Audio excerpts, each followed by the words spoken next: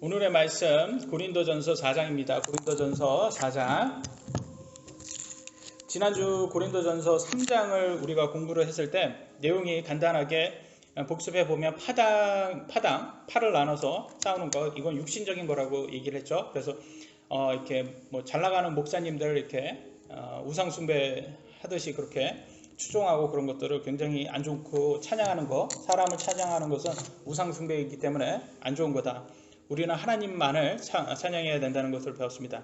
그 다음에 세상의 지혜를 피해라 라고 했어요. 그래서 세상의 지혜와 하나님의 지혜는 서로 반대되는 것을 보여주고 있습니다. 그래서 세상적으로는 뛰어나고 세상적으로는 그게 똑똑한 거라고 하지만 성경적으로 봤을 때 하나님께서는 그것을 오히려 어리석다고 말하고, 세상은 하나님의 것을 어리석다고 서로 반대로 한다는 것을 우리가 알 수가 있습니다. 그래서 교회도 마찬가지로 이렇게 하나님의 말씀대로 이렇게 팔을 나눠서 싸우는 정치인들, 세상의 정치인들의 모습을 보여서는 안 된다. 왜냐면 제가 이렇게 교회를 직접, 저는 뭐 그런 교회를 가본 적은 없지만 침례교회를, 하나님 말씀을 기준으로 하는 최우선순위로 하는 침례교회를 다녔기 때문에, 근데 이렇게 감리나 이런 한국의 이런 교회, 특히 진보좌파 쪽이겠죠. 아무래도 보수적인 교회보다는. 그래서 이 일부 교회죠. 일부 교회들이 너무 정치를 많이 한다고 그러더라고요. 그래서 거기 안에서도 막 정치를 하고 목사하고 장로들이 특히 싸우고, 심지어는 뭐 목사하고 장로하고 뭐 문제가 있을 때 목사가 몇 억을 자기한테 줘야지 자기가 다른 교회로 가겠다 뭐 이런 식으로 뭐 하는 것도 있고. 그래서 그런 것들을 봤을 때, 야, 이제 저거는 진짜 세상 사람도 하지 않는 그런 짓을 교회 안에서 한다는 얘기를 제가 들었을 때 그게 진짜인지 아닌지는 모르겠어요. 왜냐면 그냥 들리는 소문에 그런 얘기가 들려가지고 한 거니까. 물론 모든 교회가 다 그렇지는 않겠지만, 만약 그런 교회가 있다면 사실 참 얼마나 본이 안 됩니까, 세상 사람들에게. 그래서 그런 교회를 절대로 만들면 안 된다는 것을 우리가 성경을 통해서 배워야 된다.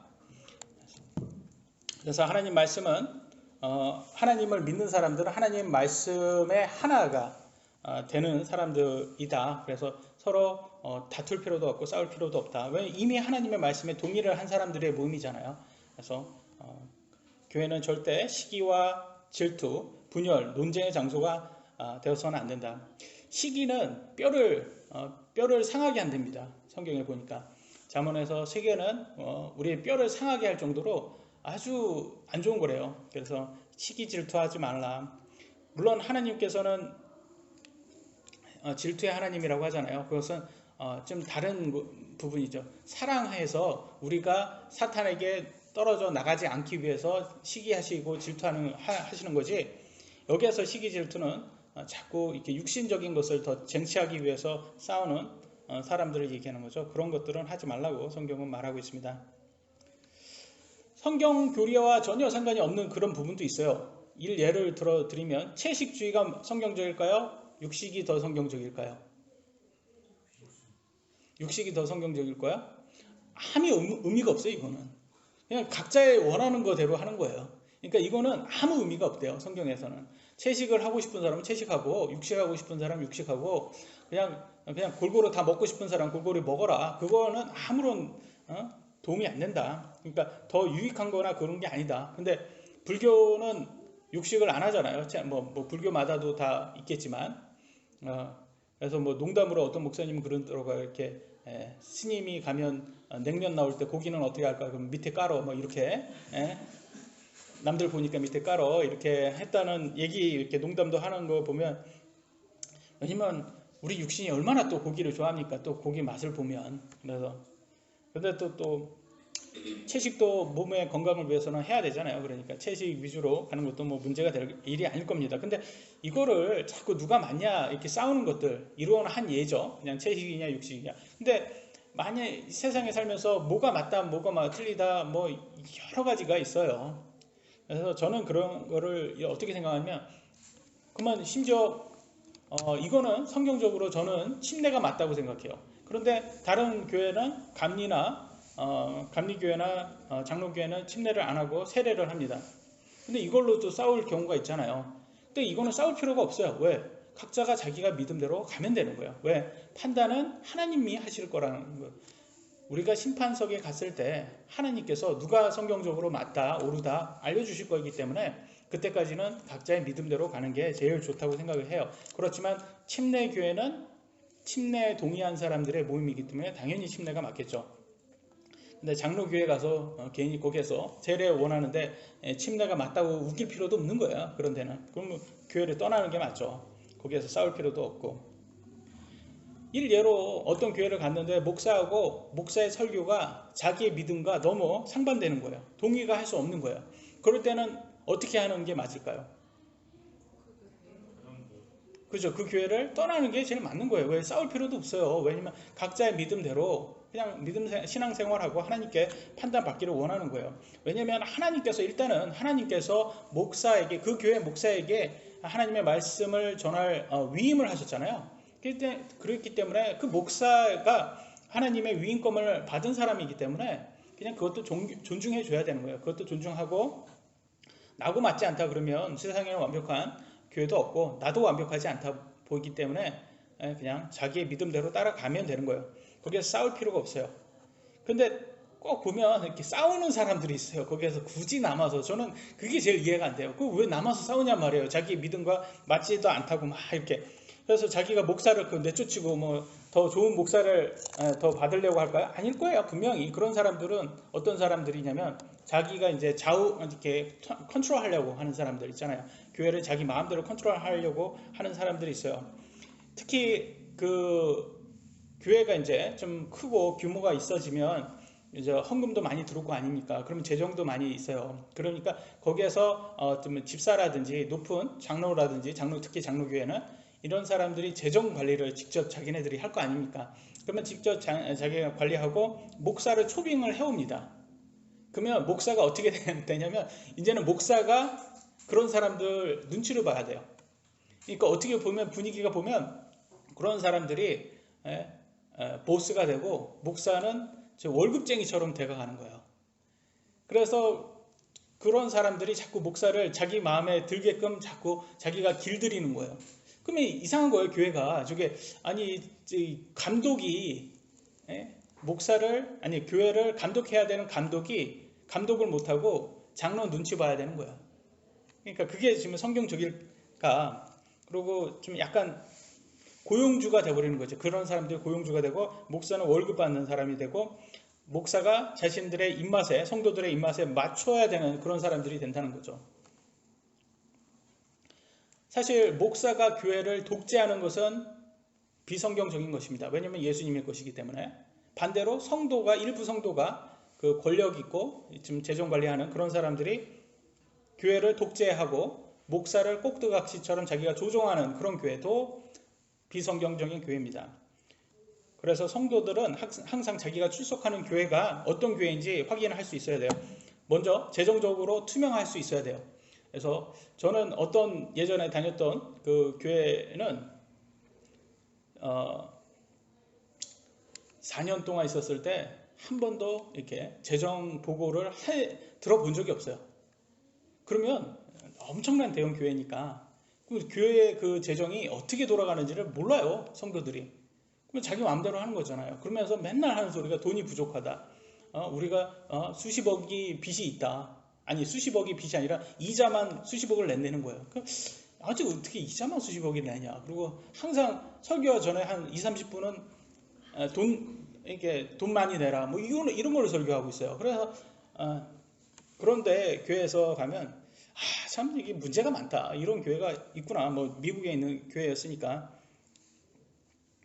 그래서 재정이 투명한 성도들도 다 알 수 있는 그런 교회여야 되고, 목사나 아니면 일부 성도가 독재하는 그런 교회에서는 가면 안 됩니다.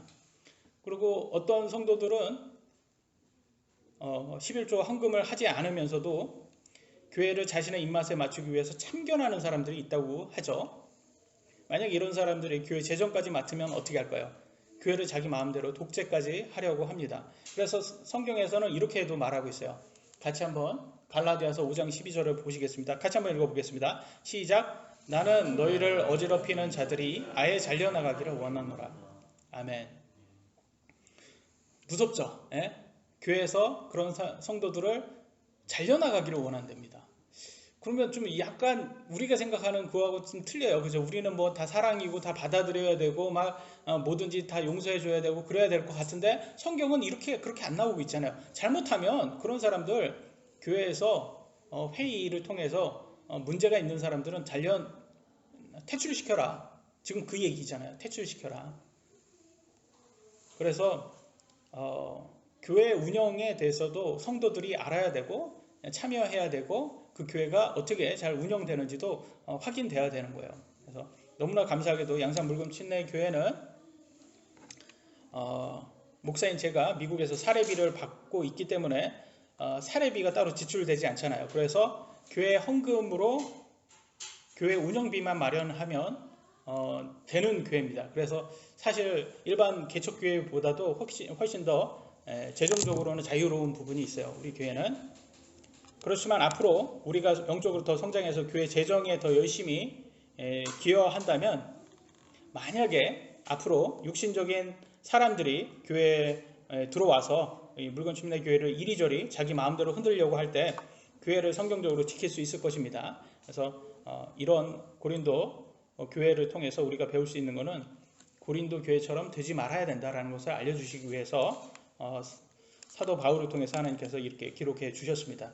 그래서 4장을 통해서 우리가 배울 수 있는 첫 번째 포인트는 하나님의 신비들을 맡은 청지기들입니다. 고린도전서 4장 1절로 2절에 이렇게 나왔습니다. 사람이 마땅히 우리를 그리스도의 사역자요 하나님의 신비들을 맡은 청지기로 여길지어다. 또한 청지기들에게 요구되는 것은 신실한 사람으로 드러나는 것이라. 아까 말씀을 드렸죠. 하나님께서 하나님의 말씀을 누구한테 맡겼다고 했죠? 교회 목사에게 맡겼다고 했습니다. 여기 나왔잖아요.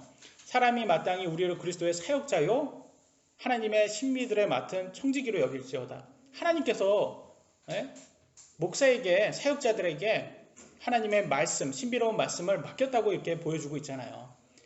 그래서 일단은 그거는 존중해 주셔야 되는 거예요. 목사가 하나님 말씀을 맡았구나. 하나님께서 이렇게 말을 하고, 또 청지기들은 요구되는 신실한 사람으로 드러나는 것이다. 그래서 목사는 하나님 말씀에 신실해야 됩니다. 그래서 심지어는 성경에서는 뭐라고 나오냐면 하나님 말씀을 잘 전달하는 그런 목사들에게는 2배로 존경해라 라고 나와 있어요. 디모데전서 5장 17절에 이렇게 나왔습니다.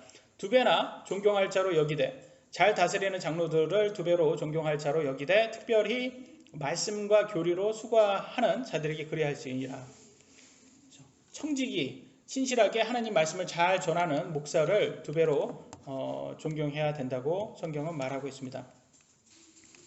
하지만 안타깝게도 오늘날은 하나님 말씀을 잘 가르치는 목사보다는 자기가 듣고 싶어하는 말을 해주는 목사에게 많은 사람들이 2배가 아니라 수배, 수십 배를 더 존경하고 추종하는 것이 현실입니다. 그래서 사실 이거를 잘 구분을 할 수 있어야 된다.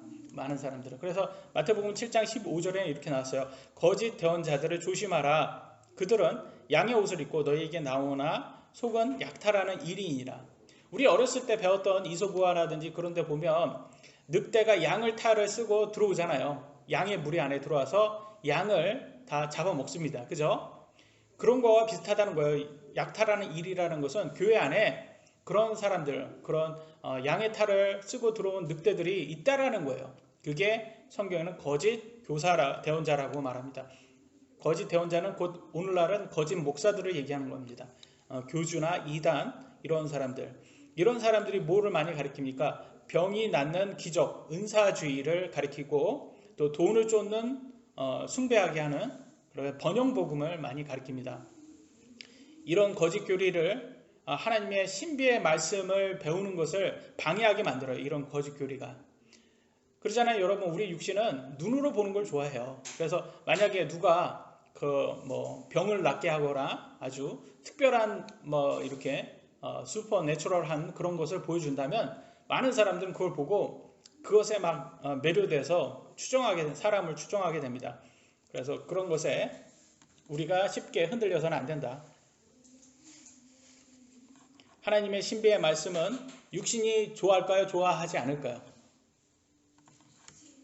신비의 말씀은 좋아하지 않아요. 신비한 것은 눈으로 보는 건 좋아하는데, 신비한 기적은 눈으로 보는 걸 좋아하는데, 신비한 하나님의 말씀은 별로 재미없어 합니다. 사실 우리 육신이 좋아하는 거는 감성을 잘 자극하는 거, 눈물 이렇게 쏙 빼는 그런 드라마라든지 뭐 이렇게 TV나 인터넷 그런 자극적인 것들, 그런 걸 더 좋아합니다. 그래서 사실 성경으로 충만됐을 때는 성경 읽는 게 너무 재밌어요. 이게 달콤해요. 진짜 꿀같이 아주 달콤해요. 그런데 그 성령 충만되지 않았을 때 대부분의 시간은 하나님 말씀 읽는 게 이게 맛없는 반찬 먹는 거하고 비슷해요. 몸에는 좋은데 맛은 없는 시금치 뭐 이런 것들. 뭐 우리는 나이가 먹으니까 시금치가 너무 맛있는데 어렸을 때는 이게 맛이 없잖아요. 그러니까 파파이스, 뽀빠이 만들어가지고 그렇게 만화로 만들어서 아이들 시금치 먹게끔 이렇게 했잖아요. 그때는. 그래서 저는 어렸을 때 시금치 하나 먹고 이거 한번 하고, 저희 어머니한테 저희 알통 나왔다고 시금치 한번 먹고, 파파이스, 이게 뽀빠이 보고 그렇게 했던 기억이 납니다. 그만큼 이렇게 아이들은 별로 안 좋아하는 하듯이 우리 육신이 하나님 말씀을 그렇게 좋아하지 않습니다. 그래서 여러분 성경 읽을 때 의무감으로 읽으세요. 의무감으로. 그래서 제가 자꾸 매주 동안 다 읽은 거 알고 있지만 그래도 확인하는 이유가 의무감으로 읽으시라는 거예요. 이거는 우리가 읽고 싶을 때 읽는 게 아니라 그냥 의무감으로 해야 되는 거예요. 우리의 이렇게 마음적으로 그런 감정에 휩싸여서는 안 된다. 그래서 오늘날은 많은 사람들이요 힐링을 많이 쫓아가요. 힐링이라는 게 뭐가 힐링이라고 하냐면 이 사람들은 자기 귀에 듣기 좋은 말을 해주는 사람을 힐링이라고 그래요. 그럼 딱 자기가 듣고 싶은 말을 해줬잖아요. 누가? 그럼 나 힐링 받았어 그래요. 그게 사실 그게 힐링 받은 건지 아니면 속아 넘어간지는 시간이 지나면 알 수 있죠. 근데 순간 자기가 힐링 받았다고 했다고 그게 좋은 거는 아니겠죠. 왜냐하면 많은 사기꾼들이 말솜씨로 사람들을 자꾸 힐링했다라고 속이는 것들이 많이 있습니다. 그래서 감성만 쫓는 사람들은 대체적으로 성경을 잘 안 읽어요. 진짜 감성만 쫓는 사람들은 그냥 목사가 해주는 그런 말만 계속 쫓아다니는지 성경은 잘 안 읽더라고요, 보니까. 왜냐하면 성경은 감성보다는 좀 이성적으로 좀 약간 긍정적인 것보다는 부정적인 것을 많이 말해 주기 때문입니다. 그럼 제가 한 구절을 통해서 여러분들에게 얼마나 어떤 내용을 얘기를 전체적으로 하는지 여러분이 성경 읽은 거하고 한번 비교해서 보세요. 데살로니가 전서 5장 3절에 이렇게 나왔습니다. 그들이 평안하다, 안전하다 하고 말할 그때 아이벤 여자에게 해산의 고통이 임하는 것 같이 갑작스런 파멸이 그들에게 임하나니 그들이 피하지 못하리라. 파멸 좋아하시는 분 손들어 보세요. 심판 좋아하시는 분 손들어 보세요. 없어요. 근데 성경에는 파멸을 주로 얘기하고 있고 심판을 얘기합니다. 근데 사람은 평안하다, 안전하다 이걸 더 좋아해요. 감정적으로 괜찮아. 너네들 마음이 원하는 대로 살아. 하나님은 사랑이시니 너네들이 원하는 대로 살면 너네 마음이 평안하면 그건 괜찮은 거야. 자꾸 그래요. 안전하다고 얘기해요. Just do it. Just do it. It's okay. God loves you anyway. 괜찮답니다. 그래서 진짜 어떤 교회는 미국의 어떤 교회는 가장 유명한 미국의 어떻게 보면 가장 유명한 교회인데 긍정의 힘이라고 해서 그 목사가 교회가 얼마나 큰지 아세요? 스테디움만 해요. 운동장만 한 거예요. 실내 운동장만 한데 그러니까 뭐 평안하다 안전하다 평안하다 안전하다 하나님은 당신을 아십니다. 당신의 그 마음속의 고통을 아십니다. 하나님이 다 용서해 주시고 다 위로해 주실 것입니다. 그래서 자꾸 듣고 싶은 말만 해주는 거예요. 그러면 사람들이 에이멘 하면서 다 힐링 받았다고 너무 좋아요. 근데 하나님 뭐라고 그래요? 아니다. 너네들 그렇게 평안하다 안전하다고 그렇게 가르치는 목사들 다 거짓 대언자야. 조심해. 망하는 거야 다. 앞으로 오는 거는 평안하고 안전이 아니야. 파멸이고 심판이고 멸망이야. 이 땅에서 여러분 시간이 지나고 뭐 진보한 사람들은 인류가 진화해가지고 다 좋은 것처럼 이렇게 된다고 하지만 아니라는 거예요. 앞으로 우리에게 미래는 그렇게 밝지 않아요. 어두워요. 성경은 계속 그걸 얘기하니까 우리 육신이 좋아하지 않아요. 우리 육신은 시간이 지나고 앞으로는 미래의 밝은 것을 보기를 원하는데 평안하고 안전한 것을 원하지만 성경은 그렇지 않다. 그래서 사람들이 성경대로 가르쳐주는 교회에 사람들이 많을까요? 적을까요? 적다고 성경도 그렇게 말을 해주고 있어요. 마태복음 7장 13절 14절 너희는 좁은 문으로 들어가라. 멸망으로 인도하는 그 문은 넓고 그 길이 넓어 거기로 들어가는 자가 많고. 큰 교회, 사람들 많이 몰리는 교회, 평안하다 안전하다 가르쳐주는 교회, 힐링, 마음의 힐링 해주는 교회, 듣고 싶은 말 해주는 교회, 위로해주는 교회, 이런 교회라. 그런데 생명으로 인도하는 그 문은 좁고 그 길이 좁아 그것을 찾는 자가 적으니라. 근데 멸망이 있습니다. 파멸이 있습니다. 심판이 옵니다. 조심하셔야 됩니다. 이렇게 자꾸 이런 거 얘기해 주는 교회는 인기가 없어요. 별로. 사람들도 좋아하지 않고. 그래서 성경적으로 설교하는 교회가 찾는 자가 적어요. 사람들 많지 않습니다. 근데 오늘날 이단 한번 가서 보세요. 신천지 하나님의 교회 사람들로 가득합니다. 육신은 대형교회, 사람들이 많은 교회나 사람들이 많으면 안전하다고 생각하는데 성경은 오히려 그런 곳이 멸망으로 인도한다고 말을 하고 있습니다. 대형교회가 안전하지 않다라는 거예요. 왜? 사람들이 많고 인기가 많고 그런 경우는 멸망으로 인도하는 길이다. 다시 본문으로 돌아가 보겠습니다. 3절로 4절 고린도전서. 그러나 내가 너희에게 판단을 받거나 사람의 판단으로 판단을 받는 것이 내게는 매우 작은 일이라. 사람이 우리를 판단해봤자 그렇게 큰 의미가 없다라는 거예요. 그러니까 고린도 교회가 고린도 성도들이 사도 바울을 막 판단하고 있어요. 막 사도 바울 니는 거 얼마나 잘하는데 판단해봤자 야 너네들이 나를 판단해봤자 그거 크게 중요하지 않아. 왜? 나는 너네들의 종이 아니잖아. 하나님의 종이잖아. 나는 하나님께 판단받을 사람이고 너네들도 하나님께 판단받을 사람이야. 이걸 지금 얘기하는 거예요. 그래서 사람들에게 판단받는 것은 그렇게 중요하지 않다고 말해요.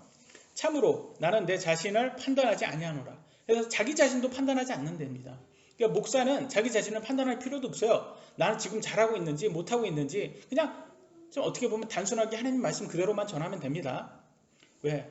예수님 오시면 그때 판단을 받을 거기 때문에 나는 판단받을 아무것도 스스로 알지 못하노라. 왜? 우리 능력으로는 사실 판단을 해보면 인간에게 많이 인정받는 것 쪽으로 가게 돼 있어요. 저도 마찬가지예요. 저도 제 자신을 판단하면 저는 지금 잘 하지 못한다는 느낌이 들어요. 왜냐면 사람들이 많이 오지 않으니까 교회에. 그러니까 저는 잠깐 인간들이 많이 인정해 주는 것 쪽으로 제 육신이 가게 저를 인도하게 돼 있어요. 근데 여기서 보면 그런 거 생각도 하지 마. 그냥 사람들이 많이 오던 적게 오던 말씀 그대로를 그냥 전해 이렇게 얘기하는 거예요. 그러나 이로써 내가 의롭게 되지 아니하였나니. 그러니까 사람들 쪽으로 이렇게 인기 쫓아가면 의롭게 되지도 않고요. 오직 나를 판단하시는 분은 주시니라. 그래서 하나님께 인정받아야지 그게 잘하는 거지. 사람한테 많이 인정받아봤자 쓸모없다라는 거예요. 지금. 여러분 도토리 키재기 한다는 그런 얘기 아시죠?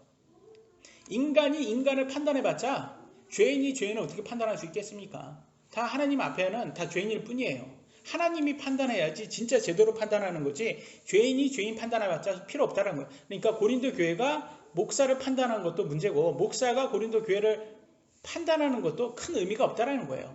그러니까 서로가 이제 하나님 말씀으로 책망을 하지만 결과적으로 판단은 하나님께 받는 거예요. 근데 저는 그런 생각이 들어요. 인간이 다 죄인이잖아요. 우리가 다 죄인이라 하나님의 은혜가 아니면 우리가 지금처럼 이렇게 하나님 말씀대로 살 수가 없어요. 한번 예를 들어드리면 제가 자주 예를 들어드리지만 여러분이 김정은처럼 똑같은 데서 태어나서 교육도 김정은처럼 받아서요.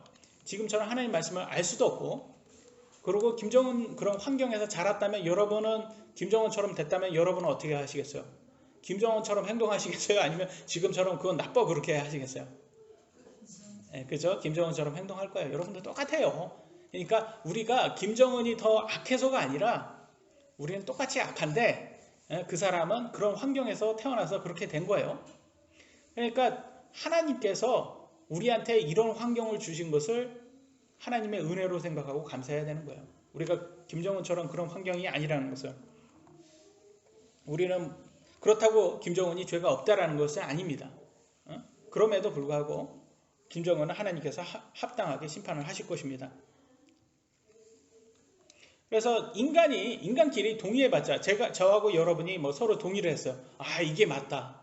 동의해봤자 아무 의미가 없어요. 우리가 동의해봤자 우리 마음은 그래요. 아, 우리가 동의했으니까 맞아, 이게 진리야, 막 이렇게 하지만 그게 뭐 문제가 되냐? 하나님 말씀이 이미 진리가 있는데. 그래서 하나님 말씀 외에는 다 진리가 아니다. 그래서 우리는 그러니까 각자가 자기의 신앙생활을 어떻게 해야 돼요?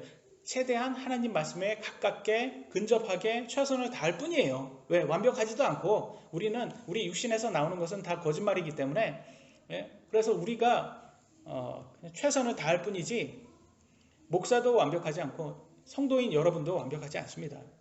그냥 하나님께 판단을 받기를 기다리면서 하나님의 말씀의 진리대로 가려고 노력할 뿐입니다.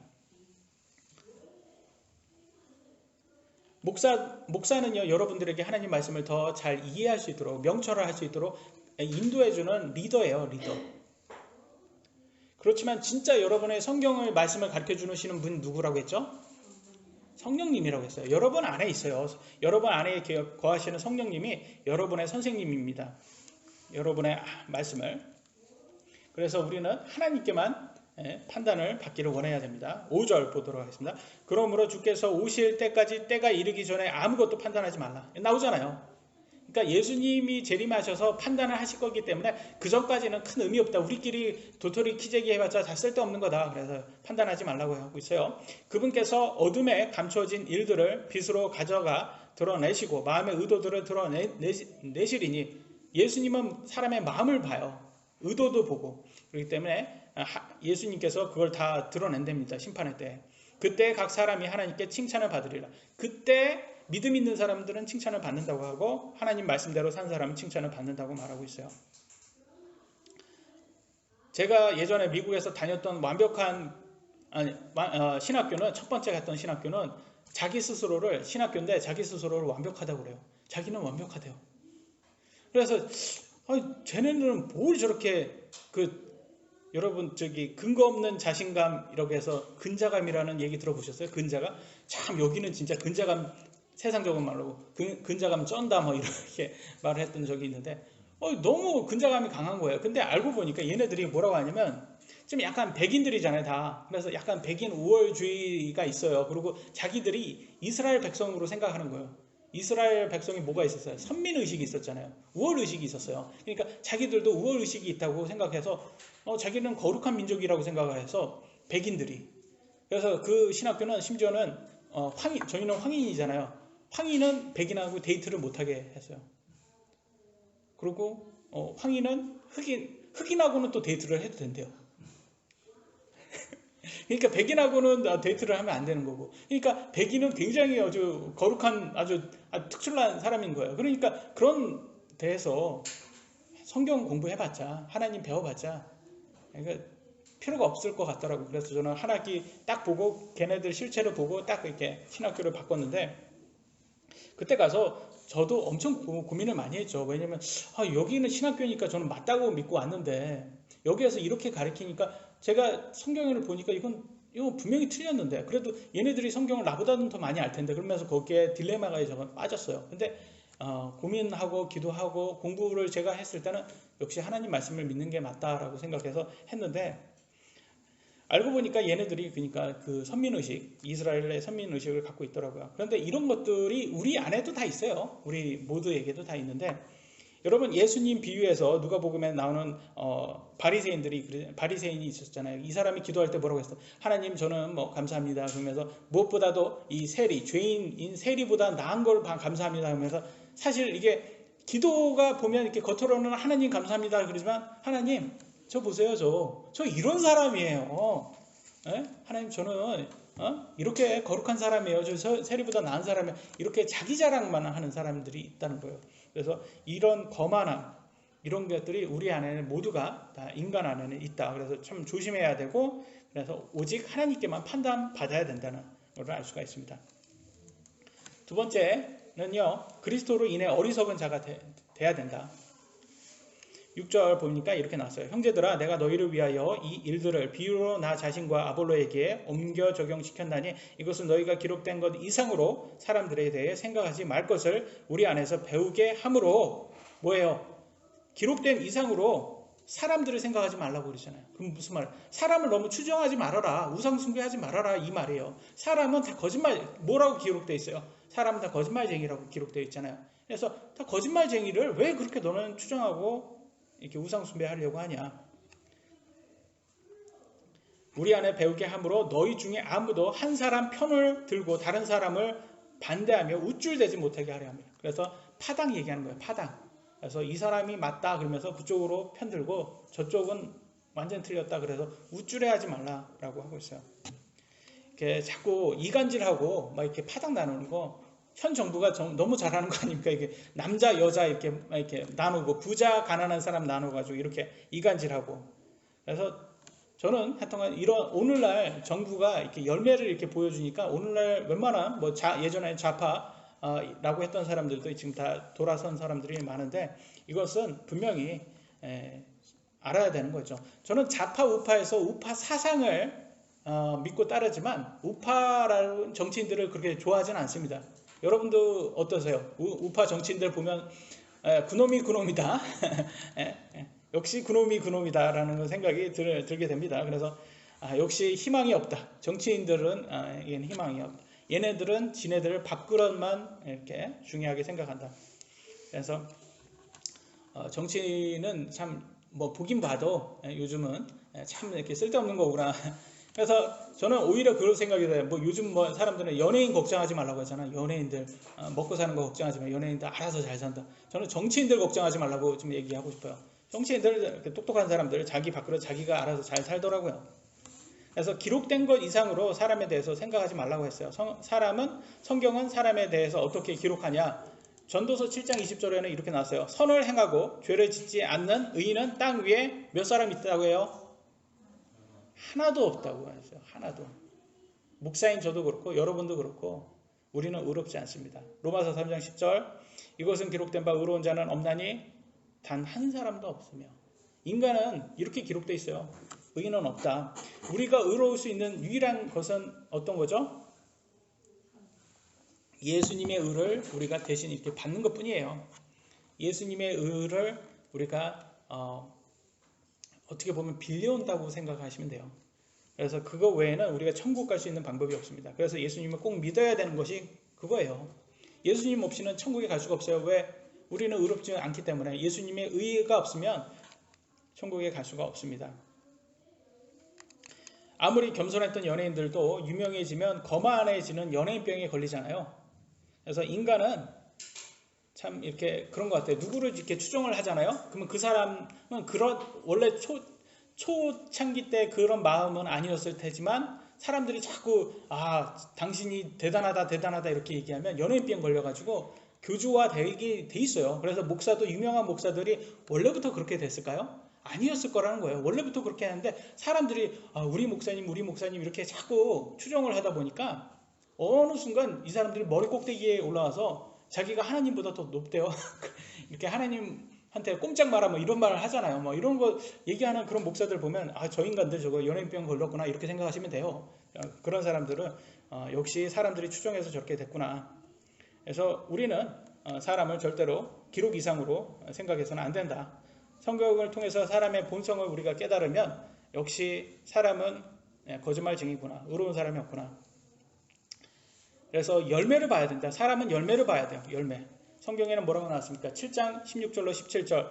너희가 그들의 열매로 그들을 알리니 좋은 나무마다 좋은 열매를 맺고 변질된 나무는 나쁜 열매를 맺나니. 그래서 우리는 열매, 우리의 행동, 행실. 그래서 이렇게 악한 행실을 하는 사람들은 악한 열매를 내는 거예요. 그래서 그 열매를 보고 사람을 믿는 거지 말과 행동이 틀리면 우리는 내로남불이라고 하잖아요. 그런 사람을 따를 수가 없는 거죠. 성경의 말씀에 잘 순종하는 삶을 사는 사람들에게 합당한 대우를 해줘야 돼요. 목사를 2배로 존경하라고 했지만 그 목사의 열매를 보셔야 되는 거예요. 7절 본문으로 다시 돌아가면 누가 너를 다른 사람과 구별되게 하느냐? 내가 가진 것 중에 받지 아니한 것이 무엇이냐? 이제 내가 그것을 받았을진데 어찌하여 그것을 받지 아니한 것 같이 자랑하느냐?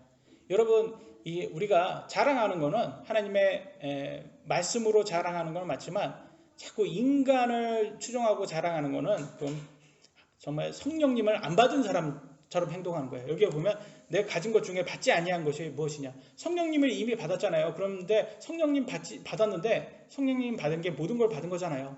근데 받지 않은 사람처럼 행동해요. 믿지 않는 사람처럼 행동한다는 거예요. 그런 사람들은 세상 인간을 자랑하는 사람들, 인간의 것을 자랑하는 사람들이 그런 사람들이에요.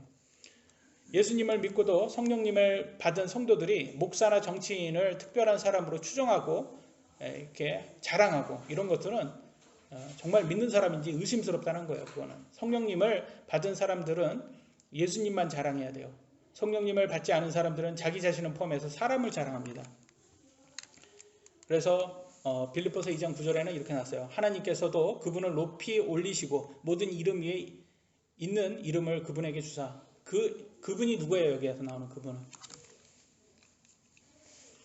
그분을 높이 올리시고 모든 이름 위에 가장 높이 올리셨대요. 그럼 누구예요? 예수님이에요. 예수님을 가장 높이라는 거예요. 이 뜻은. 예수님만을 찬양하고 올리셔야지 사람을 추종하고 올려서는 안 된다. 사람이 아니다. 예수님이다.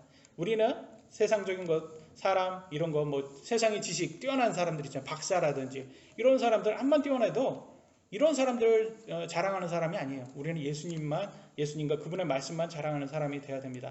8절에 보면 너희는 이제 배부르고 이제 부유하며 우리 없이 왕처럼 군림하였도다. 너희가 군림하는 것은 내가 하나님께 바라노니 이것은 우리도 너희와 함께 군림하려 함이라. 이상하잖아요. 첫 번째는 군림은 굉장히 부정적으로 쓰였는데 두 번째는 군림을 원한대요. 또 사도 바울이. 무슨 말이에요 이게? 그러니까 첫 번째 군림과 두 번째 군림은 틀린 말이라는 거예요. 첫 번째 군림은 군림이라고 써 있고 두 번째는 사실은 군림이라고 쓰면 안 돼요. 사실은 통치예요. 통치. 통치가 맞아요. 여기 군림과 통치는 영어로는 다 reign, 통치하다라는 reign이라는 같은 단어로 쓰였어요. 그런데 한국어는 이렇게 왕처럼 왕이 어떻게 해요? 왕이 독재하잖아요. 독재. 그래서 좀 독재 부정적으로 쓰려고 군림이라고 썼는데 두 번째는 군림으로 쓰면 안 되고 여기는 통치라고 보셔야 돼요. 그래서 너희가 통치하는 것을 내가 하나님께 바라노니 이것은 우리도 너희와 함께 통치하려 함이다 라고 나와 있어요. 왜냐하면 우리가 통치할 거거든요. 디모데후서 2장 12절을 보면 이렇게 났어요. 우리가 고난을 당하면 또한 그분과 함께 통치하리라. 그잖아요. 지금 보면 끝에 가서는 우리가 천년왕국에 들어와서 통치한다고 나왔어요. 유대인들은 육신을 가지고 통치하고 이방인들은 제 생각에는 이방인들은 천사처럼 돼가지고 통치를 할 것 같습니다. 그래서 통치한다고 되니까 우리가 그분을 부인하면 그분도 우리를 부인하시리라. 그래서 예수님 부인하는 사람은 예수님도 부인한다고 했어요. 그래서 영원히 한번 믿는다고 말하면 영원히 될 것처럼 말하지만 사실은 아니에요. 왜? 이게 부부관계도 그러잖아요. 여러분 한 사람이 약속을 깨면 그냥 깨지는 거예요. 그래서 예수님도 그렇게 얘기하고 있어요. 너가 나 부인하면 나도 너 부인할 거야. 이렇게 얘기하고 있어요. 그리고 요한계시록 5장 10절에 봐도 우리가 땅에서 통치하리이다. 이렇게 해서 우리가 끝에 가서는 우리가 통치한다라는 것을 알 수가 있습니다. 배우자가 여러분 외도를 하면 그 부부관계는 끝납니다. 배우자가. 그런 것처럼 우리도 예수님과 결혼한 신부예요. 교회가 예수님의 신부예요. 근데 우리가 만약에 예수님 부인하면 이 결혼 생활은 끝난 거예요. 예수님과 결혼 생활은 끝납니다. 예수님도 부인한다고 했어요. 근데 예수님께서 계속 보통은 하나님께서는 지금 우상숭배하고 이렇게 우상숭배는 바람 피우는 거잖아요. 외도하는 거잖아요. 우상숭배. 그래서 하나님이 아닌 다른 신들을 막 믿었단 말이에요. 이스라엘이. 그러니까 하나님은 뭐래요? 다 돌아오라. 왜 그러니까? 하나님은 오래 참으면 인간보다 더 오래 참으셨기 때문에. 그런데 결과적으로는 이들이 안 돌아오면, 예수님을 부인하고 안 돌아오면 어떻게 해요? 천국으로 들어갈 수 있습니까? 없습니까? 천국으로는 못 들어가요. 끝에는 못 들어가요. 그래서 히브리서 3장 19절에 이렇게 나왔어요. 그러므로 우리는 그들이 믿지 아니하여 능히 들어가지 못하였으면 하노라. 끝까지 믿지 않으면 못 들어갑니다, 여러분. 천국이요? 못 들어갑니다. 부인하면, 예수님 부인하면, 그리고 믿지 않은 사람들은 못 들어가요. 그래서 끝까지 믿어야 된다. 근데 구원파 교리 같이 맹신하고 그런 거, 맹신은 뭐예요? 한번 믿는다고 말하면 그냥 영원히 믿는 것처럼 자기가 마음대로 살아도, 예수님 부인해도 끝까지 천국 가는 것처럼 얘기하지만 아니에요. 여기는 우리는 결혼 생활을 하는 것처럼 이렇게 해야 돼요. 우리는 예수님의 신부입니다. 신부처럼 하려면 우리가 신실하게 우리를 지켜야 되고 해야 됩니다. 그리고 9절부터는 예수님을 믿어 고난을 당하는 사도들의 삶을 보여주고 있어요. 제가 빨리 읽겠습니다. 9절 13절, 9절부터 13절. 내가 생각하건대 하나님께서 사도인 우리를 죽이기로 정하신 자같이 마지막에 두셨나니 우리가 세상과 천사들과 사람들에게 구경거리가 되었노라. 우리는 그리스도로 인해 어리석은 자가 되었으나 너희는 그리스도 안에서 지혜롭고 우리는 약하나 너희는 강하며 너희는 존귀하나 우리는 멸시를 받는도다. 바로 현재 이 시각까지 우리는 굶주리고 목마르며 헐벗고 매 맞음에 일정한 거처가 없고 또 수고하여 우리 손으로 일하며 욕을 먹으나 축복하고 핍박을 받으나 그것을 참으며 비방을 당하나 간절히 건면하노니 우리는 이 날까지 세상에 오물같이 되고 모든 것에 찌꺼기가 되어노라. 사도 바울의, 그러니까 사도들의 삶이 어떤 삶이란 걸 여기에 보면 지금 아시겠죠? 세상적으로는 인정 못 받는 그런 사람들이에요. 사도들이. 지금 그렇게 하나님께서 그런 게 허락을 하셨어요. 그러니까 세상 교회에서도 보면 어떻게 보이겠어요? 지금 이게 유명한 목사들이, 그 당시에 유명한 목사들이 봤을 때는 야, 사도들 별거 아니야. 쟤네들 세상적으로 봐봐라. 저거 찌꺼기, 오물같이 저런 대우 받고 있어. 쟤네들이 진짜 하나님의 자녀들 맞아? 하나님의 사도들 맞아? 이렇게 지금 보이는 거예요. 그러니까 사람들 보기에도 맞아, 저기 사도들 말을 따르는 게 맞나, 이렇게 말솜씨 좋은 이런 목사들 쫓는 게 맞나, 이러면서 딜레마에 빠진 거예요. 사실은 거짓 교사들인데도 불구하고. 그래서 여러분들도 보시면 아시겠지만 이 땅에 살면은 그렇게 우리들이 사도들이 인정 못 받습니다. 이 땅에 살면은 하나님 말씀대로 가리키는 목사들이 인정 못 받아요. 오히려 부유한 사람들 잘 믿습니다. 여러분, 오늘날에도 이렇게 보면 부유한 사람들 잘 믿어요. 부유한 사람들이 뭘 얘기해도 다 믿더라고요. 오늘날 이렇게 요즘같이 주식이 막 이렇게 해주고, 제가 만약에 주식 해가지고 돈을 꽤 벌었다 그러면 제 말하면 다 믿을걸요. 야, 우리 목사님 주식 왕이야. 왕도가 따로 없어. 주식에서 성공했어. 그러면 제가 뭘 얘기해도 다 믿어요. 이해되시죠? 그래서 오늘날은 그래요. 이렇게 부자 말이면 아주 철석까지 믿는 그런 게 있어요. 근데 그렇지 않다. 세상은 성경에서는 보니까 오히려 이 땅에서 인정 못 받는 사람이지만 하나님 말씀대로 사는 게 그게 가장 안전하다라고 말하고 있어요. 그래서 마지막에는 사도들의 삶을 본받아라 라고 하고 있어요. 14절로 16절. 나는 너희를 부끄럽게 하려고 이것을 쓰지 아니하며 다만 나의 사랑하는 아들에게 하듯 너희를 타이르려 하노라. 그리스도 안에서 너희에게 만명의 스승이 있다 해도 아버지는 많지 아니하니 그리스도 예수님 안에서 복음을 통하여 내가 너희를 낳느니라. 그러므로 너희에게 간청하노니 너희는 나를 따르는 자들이 되라. 여기에서 나를 따르는 자들이 되라라고 사도 바울이 말했잖아요. 이것은 뭘 얘기하냐? 나를 추종해라 이렇게 하면 안 되는 거예요. 여기에서. 그잖아요. 그죠? 지금까지 계속 사람 추종하지 말아라, 기록된 이상으로 사람을 생각하지 말아라 이렇게 해놓고선 나를 따르라 이렇게 하면 좀 약간 내로남불처럼 느껴지잖아요. 그러니까 여기에서는 해석은 어떻게 하셔야 돼요? 사도들이 세상적으로 인정받지 못했는데도 불구하고 그럼에도 이 사도들처럼 살라라는 것은 너무 세상의 물질 쫓지 말고 인내하고 절제하고 세상에서는 인정 못 받아도 하나님 말씀대로 사는 게 맞다라는 것을 얘기하고 있는 거예요. 그래서 성경은 뭐라고 나오냐? 영적인 것은 영적인 것으로 해석을 하라고 나왔어요. 고린도전서 2장 13절. 성령님께서 가르치시는 말로 하나니 곧 영적인 것들은 영적인 것으로 비교하느니라. 성경은 성경으로 비교하셔야 돼요. 성경적으로 봤을 때는 처음에 사도 바울이 사람들 추종하는 거 부정했잖아요. 그러니까 나를 따르라. 여기에서 말하는 거는 나를 추종하지 말라는 거예요. 여기에도. 그렇지만 나처럼 절제하고 인내해라. 세상적으로 인정을 받지 못하더라도 이거를 얘기한다는 것을 우리가 추측해 볼 수가 있습니다. 우리 부모님들이 자식들에게 잘 되라고 얘기하잖아요. 그런 것처럼 사도 바울도 잘 되라고 지금 얘기하고 있는 거예요. 크리스천들에게. 정말 크리스천의 삶은 마라톤의 삶이다. 우리 육신이 연약해서 뒤쪽으로 많이 가고 부유한 부자들 많이 쫓아가지만 그런 것보다는 성경적으로 절제하고 인내하는 삶이 더 좋다라고 계속 얘기하고 있습니다. 17절에 보면 이렇게 나왔어요. 이런 까닭에 내가 나의 사랑하는 아들이요 주 안에서 신실한 자인 디모데를 너희에게 보내었나니 내가 모든 곳에서 모든 교회에서 가르치는 대로 그가 너희에게 그리스도 안에 있는 나의 길들을 생각나게 하리라. 그래서 리마인딩 해준다고 하고 있어요. 리마인딩. 디모데가 가면 사도 바울이 기존의 고린도 교회에게 가르쳤던 것처럼 리마인딩 해준다고 했어요. 그래서 성경대로 어떤 것이 성경적인 것인지 제대로 가르쳐주고 준다고 하고 있습니다. 18절로 21절.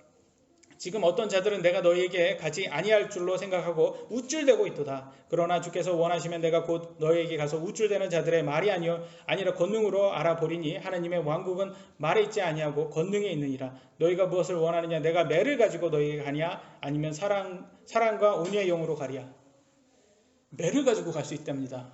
아니면 온유와 영으로 가랴. 무슨 말이에요? 여기 사도 바울이 자꾸 고린도 교회가 자꾸 성경적으로 가지 않고 세상적으로 가니까 내가 만약에 너네 고린도 교회 방문하면 이제 매를 가지고 가야 되겠다 이렇게 얘기하고 있어. 그러면 여러분 어떻게 하겠어요? 사도 바울이 가니까 아이 지금 오면 뭐 어떻게 할 건데 이렇게 보일까요? 이때는 아니었어요. 이때 사도 바울은 이런 대단한 능력을 가진 사람들이었어요. 이때 사도 초창기 때 하나님께서 사도들에게 뭘 줬어요?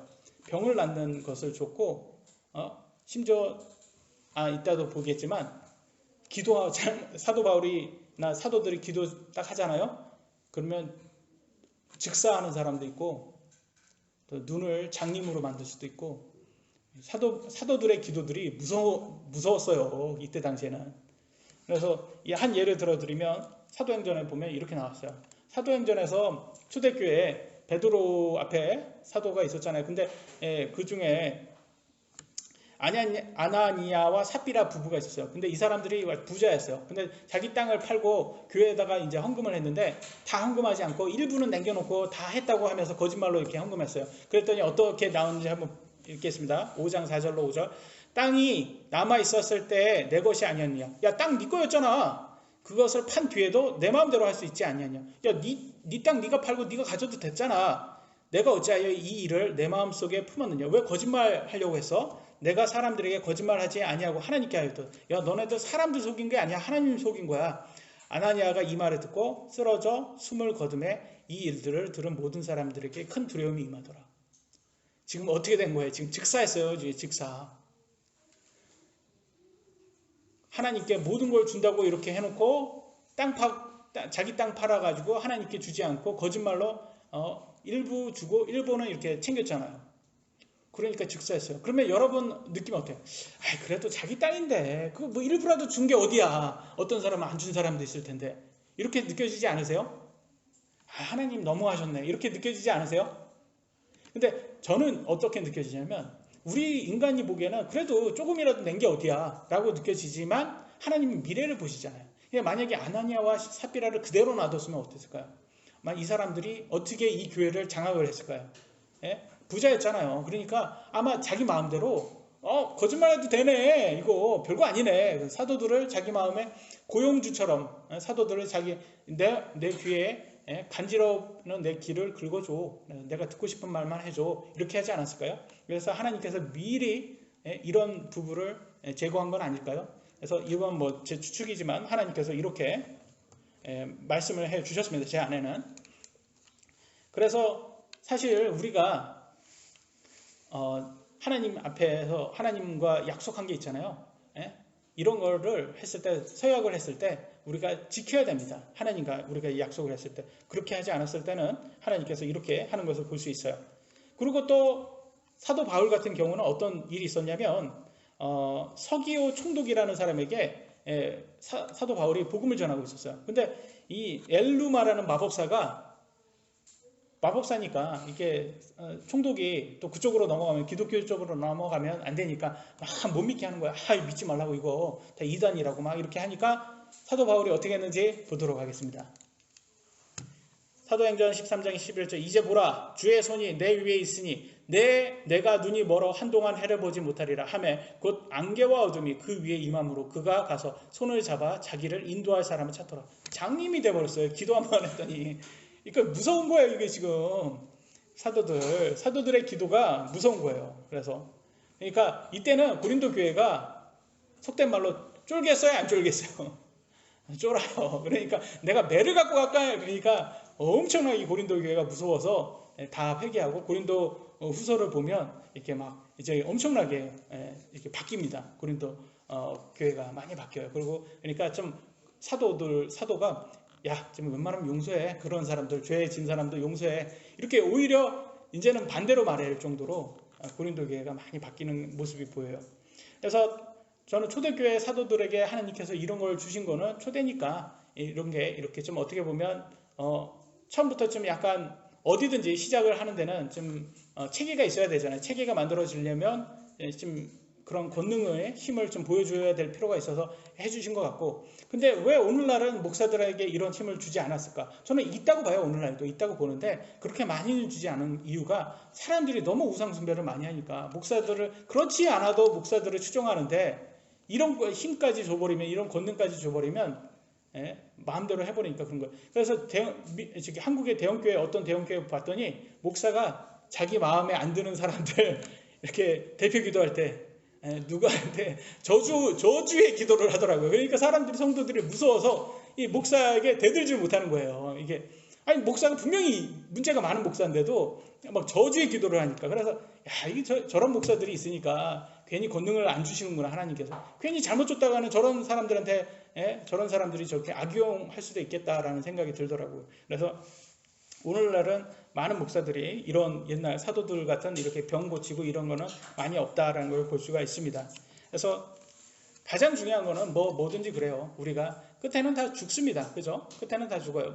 이렇게 아나니아와 삽비라처럼 이렇게 즉사했다고 막 되게 두려워할 필요도 없어요. 왜? 어차피 죽는데 어떻게 죽느냐가 중요해요. 죽어도 그냥 죽냐? 아니면 하나님 말씀을 믿고 하나님 말씀대로 살다가 보상을 받을 수 있는 그런 사람으로 죽냐가 중요한 거지. 죽냐 안 죽냐는 큰 의미가 없어요. 왜? 우리는 다 죽을 거기 때문에.